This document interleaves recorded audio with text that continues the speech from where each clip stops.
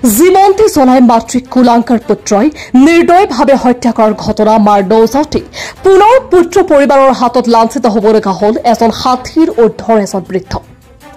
এই ঘটনা সংঘটিত হ'ল ওদালগুৰি জিলাৰ খাংলাবাৰীত। পুত্ৰ পৰিবাৰৰ পৰা বিভিন্ন আতিশয্যৰ বলি হৈ হীৰালাল চৌহান নামৰ লোকজন ঘৰৰ পৰা ওলাই আহিছিল আজি কিছুদিন আগত। তাৰ পিছত ওদালগুৰি জিলাৰ ঐতিহাসিক মেকেঞ্চি পথৰ গেৰুৱাত যোৱা ৯ মেত নিশা ৮:৩০ বজাত স্থানীয় কেইজনমান যুৱকে বৃদ্ধজনক অতি মুমূৰ্ষ অৱস্থাত উদ্ধাৰ কৰে। থুতুৰিত কটা আঘাতৰ চিন থকা হীৰালাল চৌহানক ততাতৈয়াকৈ স্থানীয় কলাইগাঁও আদৰ্শ চিকিৎসালয়ত ভৰ্তি কৰে। গৰাকীবিহীন লোকজনৰ কোনো অভিভাৱক নোলোৱাত চিকিৎসালয় কৰ্তৃপক্ষই ওদালগুৰি সংহত শিশু উন্নয়ন প্ৰকল্প বিষয়াক অৱগত কৰে। পিছত প্ৰকল্প বিষয়াগৰাকীয়ে মংগলদৈস্থিত নিৰিবিলি বৃদ্ধাশ্ৰমৰ সচিব বিনয় শৰ্মাক খবৰ দিয়ে। বিনয় শৰ্মাই কলাইগাঁও আদৰ্শ চিকিৎসালয়লৈ আহি সম্প্ৰতি হীৰালালক বৃদ্ধাশ্ৰমখনলৈ লৈ যায়।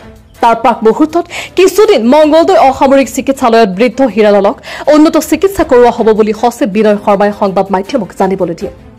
ইতিমধ্যে ব্যক্তিগৰাকীৰ পৰিচয় লাভ কৰাৰ পিছত খাখলাবাৰীত থকা পুত্ৰ পৰিয়ালৰ সৈতে যোগাযোগ কৰে যদিও কোনো ধৰণৰ গুৰুত্ব প্ৰদান নকৰিলে।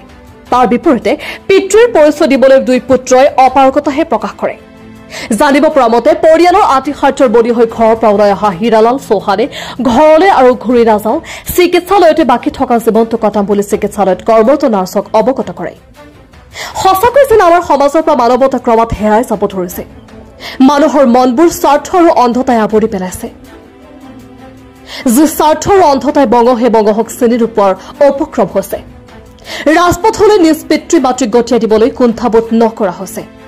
আমাৰ ওচৰত কিছু মন্তব্য আছে, শুনাই ল'ব বিচাৰিছো।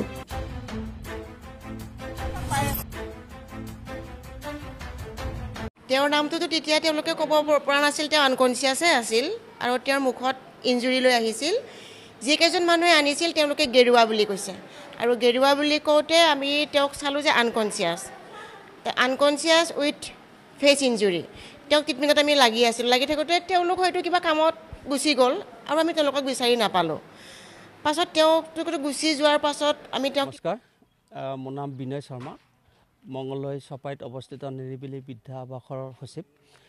আমাক দুদিন আগতে আমাৰ ওদালগুৰি জিলাৰ জিলা সমাজ কল্যাণ বিষয়া মহোদয়ে আমাক অৱগত কৰিছিলে যে কলাইগাঁও মডেল হস্পিটেলত এজন বৃদ্ধ ককাক কোনোবাই থৈ দিছে আৰু তেখেত এতিয়া বৰ্তমান হস্পিটেলতে আছে যদিও বহুতখিনি কেয়াৰৰ প্ৰয়োজন।